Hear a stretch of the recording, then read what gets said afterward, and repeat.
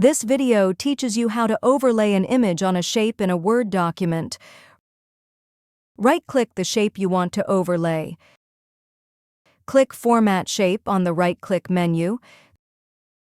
Click the paint bucket icon on the top left. Extend the fill options on the menu. Select Picture or Texture Fill. This option will allow you to overlay any image from your computer on the selected shape, graph, or element. Click the File or Browse button. Select the image you want to overlay and click Insert. This will fill the shape with your image. Adjust the transparency slider in the Fill options.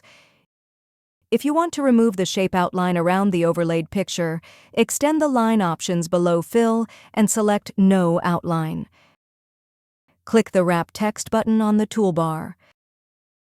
Select Behind Text on the Wrap Text menu. This will position your overlaid image behind all the text and allow you to position it anywhere on the document. Click and drag the corners of the shape to resize. Hold down and drag the image to move it. You can drag the overlaid image and position it anywhere on the document. If you found this video helpful, please click the like button and subscribe to our channel for even more helpful tutorials.